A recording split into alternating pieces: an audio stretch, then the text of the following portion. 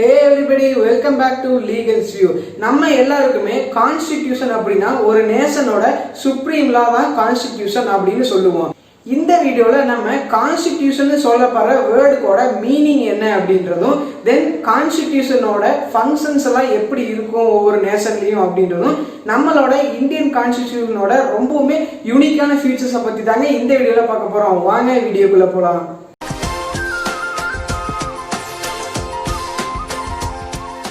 First of all நம்ம கான்ஸ்டிடியூஷனை பற்றி பார்க்கறதுக்கு முன்னாடி லாக்கு கீழே தானே இது எல்லாமே இருக்கும். அப்படி இந்த கான்ஸ்டிடியூஷனல் லா வந்து என்ன கேட்டகரியில் லால இருக்கு அப்படின்னா பப்ளிக் லா அப்படின்னு சொல்லுவாங்க. அதாவது இந்த கேட்டகரியில இருக்க எல்லா லாஸுமே பீப்புள்ஸுக்கும் பப்ளிக்குக்கும் ரொம்பவுமே ரிலேஷன்ஷிப்பாக இருக்கும்.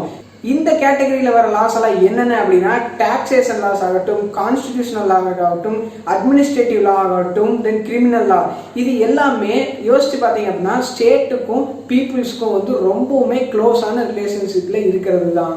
கான்ஸ்டிடியூஷன்ற வேர்டோட டெஃபினிஷன் என்ன அப்படின்னு பார்த்தீங்கன்னா இது வந்து one of the organic instrument. இதில் வந்து ஸ்டேட்னா என்ன, ஸ்டேட்டோட ஃபங்க்ஷன்ஸ்லாம் என்ன, தென் அவங்களோட பவர்ஸ் அண்ட் லிமிடேஷன்ஸ்லாம் என்னென்ன, தென் ஸ்டேட்டுக்கும் பீப்புள்ஸ்க்கும் உள்ள ரிலேஷன்ஷிப்ஸ் எல்லாம் எப்படி இருக்கும் அப்படின்றத ஒரு டாக்குமெண்ட்ல இருக்குங்க. அந்த இது வந்து லீகல் வேல்யூ பெற்றிருக்கும். அது வந்து ரிட்டனாகவும் இருக்கலாம், அன்ரிட்டனாகவும் இருக்கலாம்.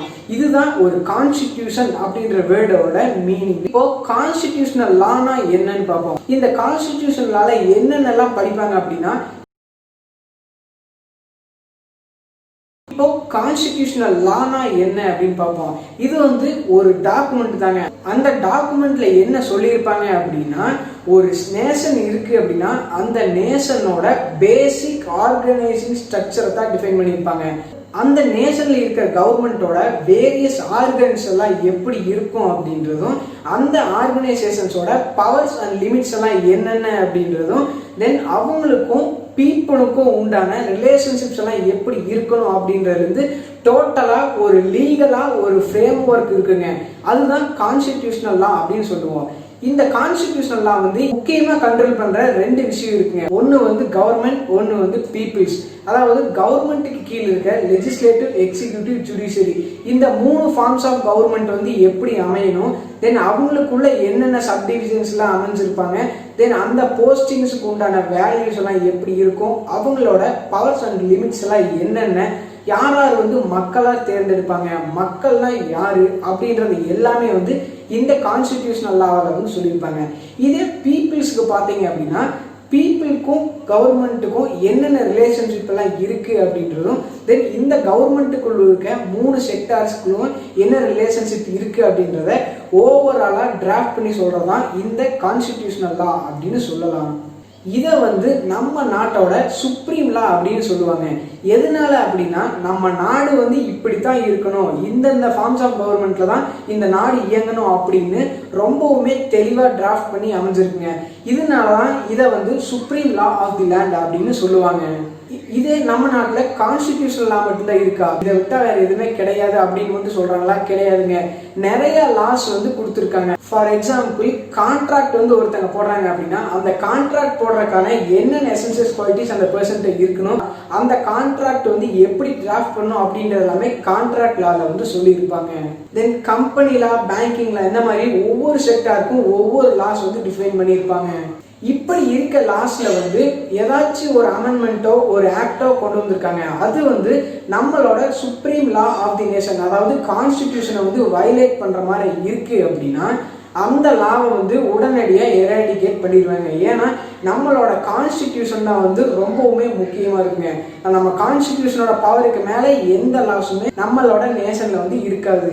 வேற என்னென்னலாம் இந்த கான்ஸ்டிடியூஷன்ல வந்து ரொம்பவுமே முக்கியமாக சொல்லியிருப்பாங்க அப்படின்னா நம்மளோட ஸ்டேட் வந்து எப்படி இருக்கும் அப்படின்றதும், நம்மளோட ஃபண்டமெண்டல் ரைட்ஸ் ஆகட்டும், ஃபண்டமெண்டல் டியூட்டிஸ் ஆகட்டும், டிபிஎஸ்பி அதாவது டைரக்டிவ் பிரின்சிபல்ஸ் ஆஃப் ஸ்டேட் பாலிசிஸ்னு இந்த மாதிரி ரொம்பவுமே முக்கியமான, அதாவது அடிப்படையாக இதெல்லாம் இருந்தால் தாங்க ஒரு நேஷன் இருக்கும் அப்படின்னு சொல்றப்ப எல்லா விஷயத்தையுமே இந்த கான்ஸ்டிடியூஷனல் லால வந்து டிஃபைன் பண்ணியிருப்பாங்க. ஓகே, இந்த கான்ஸ்டிடியூஷனோட ரொம்பவுமே முக்கியமான ஃபங்க்ஷன்ஸ் எல்லாம் என்னென்ன இந்த சொசைட்டில அப்படின்னு பாத்தீங்கன்னா, ஃபர்ஸ்ட் ஆஃப் ஆல் இது வந்து ஒரு பேசிக் செட் ஆஃப் ரூல்ஸ். எதுக்காக அப்படின்னா, இந்த சொசைட்டில இருக்கிற எல்லா மக்களுமே வந்து ஒரு மினிமமான ஒரு கோஆர்டினேஷன்ல வந்து ரன் ஆகணும், அதாவது ஒரே மாதிரி ஒற்றுமையா வந்து ரன் ஆகணும் அப்படின்றதுக்கான ஒரு பேசிக் செட் ஆஃப் ரூல்ஸ் எல்லாமே வந்து இந்த கான்ஸ்டிடியூஷன்ல வந்து கொடுத்திருப்பாங்க. செகண்ட் வந்து ஒரு சொசைட்டில யாருக்கு வந்து ஒரு டெசிஷன் மேக்கிங் பவர்ஸ் எல்லாம் இருக்கு அப்படின்றதையும் இந்த கான்ஸ்டிடியூஷன்ல தான் டிஃபைன் பண்ணியிருப்பாங்க. அதே மாதிரி ஒரு கவர்மெண்ட் வந்து அந்த அவங்களோட நேஷன்ல இருக்க சிட்டிசன்ஸ் கிட்ட வந்து எந்த அளவுக்கு இம்போஸ் பண்ணலாம், எதுக்கு மேல அவங்கள வந்து எந்த விதமான பிரச்சனைகளும் ஏற்படுத்தக்கூடாது அப்படின்றதையும் இந்த கான்ஸ்டிடியூஷன்ல வந்து டிஃபைன் பண்ணியிருப்பாங்க.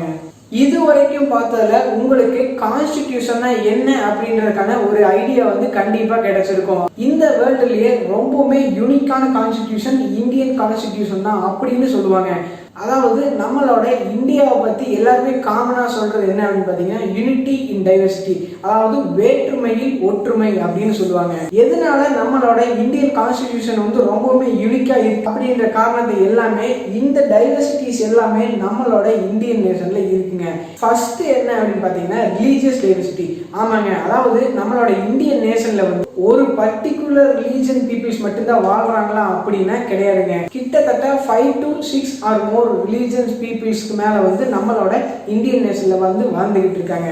செகண்ட் டைவர்சிட்டி என்னன்னா லிங்குஸ்டிக் டைவர்சிட்டிஸ். லாங்குவேஜ்ல அப்படி என்னப்பா டைவர்சிட்டி அப்படின்னு பாத்தீங்கன்னா, நம்மளோட இந்தியன் நேஷன்ஸ் வந்து பாதி நேஷன் வந்து லாங்குவேஜ்னாலே வந்து பவுண்டரியை வந்து நிறைய பேர் பிரிச்சிருப்பாங்க. எஸ்பெஷலி சவுத் இந்தியாவில் பார்த்தீங்க அப்படின்னா முக்கியமா லாங்குவேஜ் காரணத்துக்காகவே நிறைய ஸ்டேட்ஸ் வந்து அவங்களோட பவுண்டரியை வந்து அந்த குறிப்பிட்ட மொழி பேசுற மக்களுக்காகவே ஒவ்வொரு ஸ்டேட்டோட பவுண்டரியா பிரிச்சிருப்பாங்க.